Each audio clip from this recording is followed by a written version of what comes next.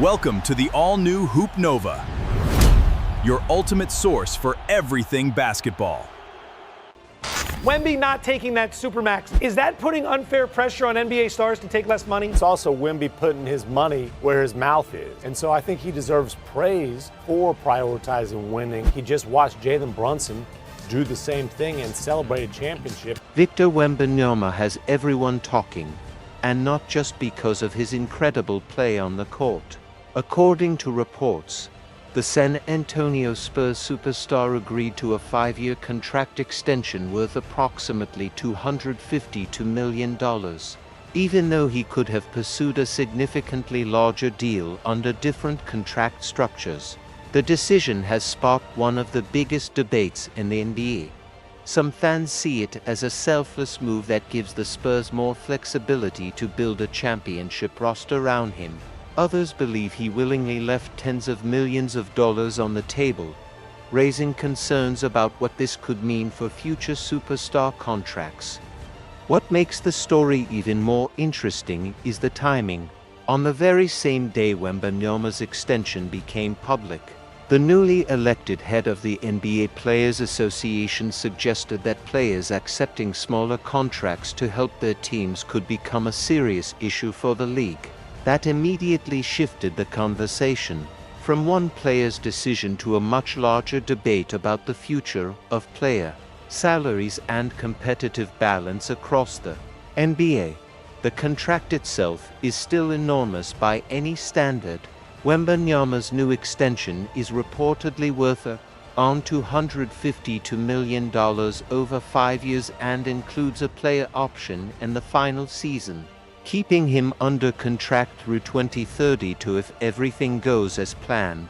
Spurs executives reportedly traveled to Paris to meet with Wembanyama and his family personally, showing just how important he is to the organization's long-term future. It wasn't treated like a routine contract negotiation, it was the beginning of the franchise's next era. The remarkable part is how underpaid Wembanyama still is for the upcoming season. He is scheduled to earn roughly $16.9 million on the final year of his rookie contract. Even more surprising, Wembanyama, Stephen Castle, and Dylan Harper are expected to make less than $40 million combined, giving San Antonio one of the most affordable young cores in the league. That's an incredible advantage in today's salary cap era, where a single superstar can earn well over that amount alone. And it's not as if Wembanyama hasn't earned every dollar. Last season he averaged around 25 points, 11.5 rebounds, and more than 3 blocks per game, establishing himself as one of the NBA's most dominant two-way players. He became a leading MVP candidate, continued to build his reputation as an elite defender, and proved that he can completely change a game on both ends of the floor. At just 22 years old, he's already viewed by many as one of the league's brightest superstars and the centerpiece of San Antonio's future. That's why the contract has become such a fascinating topic. Wembanyama likely could have demanded every available dollar, and few would have questioned it.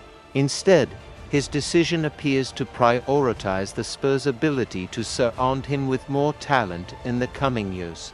Supporters believe that sacrificing potential earnings today could dramatically improve San Antonio's championship chances tomorrow. Critics, however, argue that when a generational talent accepts less than the maximum, it creates pressure for future stars to do the same, potentially weakening the bargaining power of players across the league. Whether this turns out to be a brilliant championship strategy or the beginning of a much larger labor debate remains to be seen. One thing is certain: Victor Wembanyama's contract is about much more than money. It has become a league-wide conversation about loyalty, team building, and the evolving business of the NBA. I think it is a bad decision. That's not how it works. I have never gave advice to young players to say, hey, leave a dime on the table. No, absolutely. You need to max out. Here's the part of the story that many analysts are leaving out. The popular narrative is that Victor Wembanyama voluntarily gave up $50 million, but the reality is much more complicated. While it's true that he signed a contract below the highest possible value, that extra money was never guaranteed in the first place. Understanding why requires looking at how NBA rookie extensions actually work. When a player finishes a rookie contract and signs a maximum extension, the standard starting salary is typically set at 25% of the league's salary cap. That's the contract Wembanyama agreed to with the San Antonio Spurs. However, the NBA's collective bargaining agreement includes what's commonly known as the Derrick Rose Rule, which allows certain young stars to increase that starting salary to 30% of the cap if they achieve specific accomplishments before the extension officially begins. Those achievements aren't easy. A player must earn honors such as winning MVP, making an All-NBA team, or being named Defensive Player of the Year during the qualifying season. If those conditions are met, the contract automatically jumps from 25% to 30% of the salary cap, potentially adding tens of millions of dollars over the life of the deal. Most rising superstars include this escalator because it gives them additional earning potential without any downside. Wembanyama, however, reportedly chose a different path. Instead of including the Rose Rule escalator, he agreed to a flat 25% maximum contract, regardless of what he accomplishes in the future. Whether he wins MVP, Defensive Player of the Year, Finals MVP, or leads the Spurs to a championship, his salary under this extension won't increase because of those awards. At first glance, that sounds like a massive financial sacrifice. But here's the important detail. Reaching the 30% maximum wasn't guaranteed. Under the NBA's current rules, individual awards alone aren't enough. A player must also meet the league's 65-game minimum to remain eligible for most major awards. That requirement is significant for Wembanyama. Last season, he appeared in 64 games, falling just one game short of the threshold. The season before, injuries and health concerns limited him to far fewer appearances after being diagnosed with a blood clot, preventing him from qualifying for many of the league's top honors. Those circumstances show that even a player as talented as Wembanyama isn't guaranteed to trigger the Rose Rule every year. Because of that uncertainty, it's more accurate to say he gave up the opportunity to earn an additional $50 million, not a guaranteed $50 million paycheck. He accepted financial certainty instead of betting on future awards and perfect health. That's an important distinction. Wembanyama still made a meaningful sacrifice by removing the possibility of a larger contract, but the money he declined depended on several conditions outside his complete control, rather than simply taking a hometown discount. His decision can also be viewed as a calculated financial choice, one that balances long-term security with the Spurs' ability to build a stronger championship roster around him. He just watched Jalen Brunson do the same thing and celebrate a championship right on Wemby's home floor there in San Antonio. At first glance, many people have compared Victor Wembanyama's contract decision to what Jalen Brunson did with the New York Knicks. On the surface, the comparison seems reasonable. Both players reportedly accepted less than the maximum they could have earned, giving their teams additional financial flexibility. But once you look closer, the situations are actually very different. And understanding that difference is key to understanding why Wembanyama's decision has become such a major talking point around the league. A few years ago, Brunson agreed to a 4-year contract worth approximately $156.5 million. Despite having the opportunity to pursue a much larger payday later, by signing early, he reportedly left over $100 million in potential earnings on the table. It was a calculated gamble, rather than waiting for unrestricted free agency and risking injury, declining performance, or changes in the salary cap. Brunson chose long-term security while giving the Knicks more room to improve the roster around him. That flexibility quickly paid off for New York. With additional cap space available, the Knicks were able to make aggressive moves to strengthen their championship hopes, including adding high-level talent around Brunson. The strategy sent a clear message: sacrificing a portion of your salary today can help build a roster capable of competing for a title tomorrow. There was another reason Brunson's decision made sense. If New York were to win an NBA championship with him leading the way, his value off the court would likely explode. Becoming the face of a championship-winning Knicks team would create enormous endorsement opportunities, increase his marketability, and cement his legacy in one of the world's biggest sports markets. Even if he earned slightly less from his NBA contract, the financial benefits outside basketball could easily make up a significant portion of the difference. That's why Brunson's decision was viewed as a calculated risk. He sacrificed guaranteed money in exchange for immediate security, team success, and the possibility of even greater long-term rewards. Wembanyama's situation, however, is fundamentally different. Unlike Brunson, Wembanyama was never deciding whether to wait another season before signing a contract. Coming off his rookie deal, he was always expected to sign a long-term extension with San Antonio. The only real question wasn't whether he would sign, it was how large that extension would be. His choice came down to two numbers: 25% of the salary cap or the potential to reach 30% through the Derrick Rose Rule if he met specific award criteria. By removing that escalator from his contract, Wembanyama gave up the possibility of earning significantly more, but he never had to gamble on free agency or risk an entire season without long-term financial security. That's why comparing the two contracts isn't completely accurate. Brunson accepted both a financial discount and an additional year of uncertainty. Had he suffered a major injury or experienced a disappointing season before reaching free agency, his earning potential could have dropped dramatically. Wembanyama never faced that kind of risk. His extension was happening regardless. The only variable was whether his future salary could increase through individual achievements. So, while Wembanyama may have sacrificed more total dollars on paper, Brunson arguably accepted greater personal risk. They're both examples of players helping their teams, but they arrived there through very different circumstances. What's even more interesting is that this type of decision appears to be becoming a growing trend across the NBA. More young stars are beginning to recognize that leaving a little money on the table can give their organizations far greater flexibility under the salary cap. Rather than maximizing every dollar immediately, they're thinking about building championship-caliber rosters over the long term. For the Spurs, Wembanyama's contract creates meaningful financial breathing room.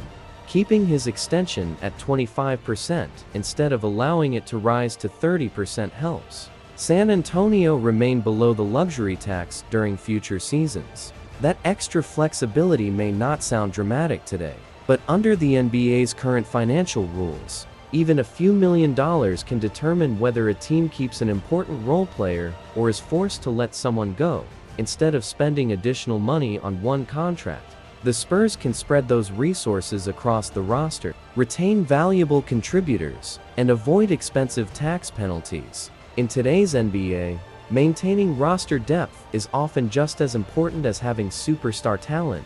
San Antonio has already begun using that flexibility strategically. The front office has targeted experienced veterans on shorter contracts, preserving future cap space while still improving the roster around Wembanyama. Rather than handing out long-term deals that could become burdensome later, the organization is carefully aligning contracts with the development timeline of its young core. That timeline is critical. Wembanyama's extension begins first. Shortly afterward, Stephen Castle will become eligible for his own significant contract. Then Dylan Harper's extension will arrive after that. Because those contracts are staggered instead of overlapping all at once, the Spurs have a much better chance of keeping their young stars together while continuing to build a competitive team. The contrast becomes even more noticeable When looking elsewhere on the roster, De'Aaron Fox, who joined San Antonio after being acquired in a major trade, signed a full maximum contract worth approximately 30% of the salary cap. His deal reflects his market value and the leverage he held during negotiations.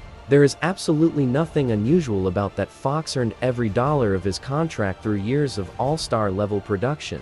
Still, the comparison is fascinating. On the same team, one superstar accepted a reduced contract structure while another received the full maximum available. It perfectly illustrates how different contract situations can produce very different financial outcomes. More importantly, Wembanyama's decision could influence future negotiations with the Spurs' other young stars. Whether intentionally or not, he has established a precedent that prioritizes roster flexibility over maximizing every possible dollar. As Castle and Harper approach their own extensions in the coming years, similar conversations will inevitably arise. This is exactly the challenge NBA front offices now face under the league's stricter salary cap rules. Teams loaded with multiple maximum contracts often struggle to maintain quality depth throughout the roster. Recent championship contenders have already experienced the consequences, with organizations forced to make difficult decisions simply because paying several superstar contracts at once became financially unsustainable.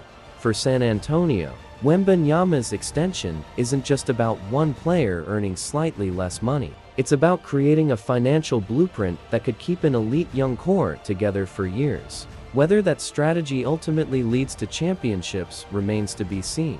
But one thing is already clear: this contract could reshape how future NBA superstars think about balancing personal earnings with team success. But the path looked a little bit more challenging with 70% of our cap and such a high percent of our usage tied into two players. The challenges created by the NBA's new salary cap rules are becoming impossible to ignore. Even championship caliber teams are struggling to keep their core players together, and the financial consequences can be staggering. For example, the Denver Nuggets could reportedly face an overall payroll approaching $400 million if they continue paying key contributors while remaining deep into the league's luxury tax system.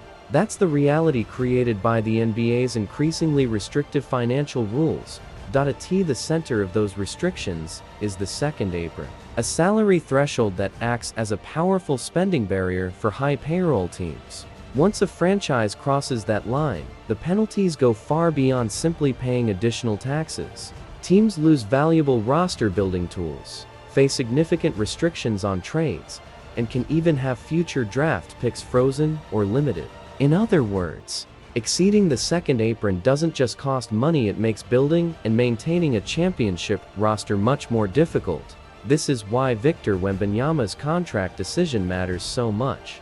By accepting a smaller extension structure, he gives the San Antonio Spurs more financial flexibility in the short term. However, that discount doesn't eliminate the long-term challenge. With Wembanyama, De'Aaron Fox, and other young stars eventually earning major contracts, San Antonio could still find itself approaching the same financial wall that many contenders have already hit.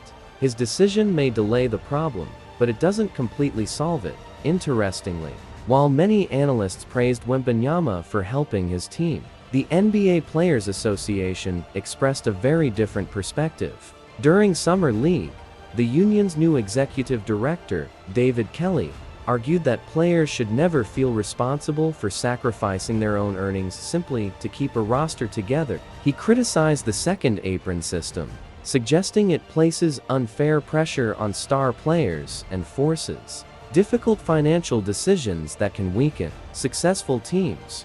Kelly also pointed to recent examples of contenders that struggled to keep championship caliber rosters intact under the current rules. His message was clear: when title-winning teams are forced to break apart because of salary cap restrictions, it raises important questions about whether the system is working as intended. The debate surrounding Wembanyama's contract has become about much more than one player. It has become a conversation about the future of team building across the entire NBA. Especially a guy like Wemby, a guy that is selling jersey, a guy that is putting butts in seats, a guy that has brought San Antonio back to being relevant again. When you think about what he is doing and has done already for this franchise, I think it is a bad decision. Even Rich Paul, one of the NBA's most influential agents, and the representative who negotiated De'Aaron Fox's contract, echoed the same concern during an appearance on Shannon Sharpe's show. He reminded fans that an NBA player's earning window is incredibly short,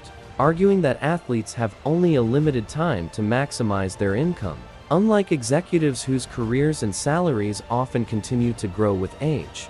The way I look at things has always been, you guys aren't going to play forever. I don't know if you're going to play 5 years, 7 years, 10 years, 14. Your value doesn't stay consistent or doesn't increase. Most people's value decrease. When have you ever made a decision that wasn't about the money? As an athlete, that always trumps your decision, because you can say, man, you know what? I really like that team over there. They got $1. This team over here offering 10. Hey, I got to go get this $10 just because of the position. I don't know how long I'm going to be able to get that team. This entire situation raises a difficult question that goes far beyond Victor Wembanyama's contract. Is this really a story about loyalty and sacrifice? Or is it evidence that the NBA's financial system is encouraging its biggest stars to earn less so their teams can stay competitive? There are two very different ways to view Wembanyama's decision. One argument is that he's simply following the tradition that helped build the San Antonio Spurs into one of the NBA's greatest dynasties. Legends like Tim Duncan, Tony Parker, and Manu Ginobili were all known for accepting contracts that gave the Spurs more flexibility to surround them with talent.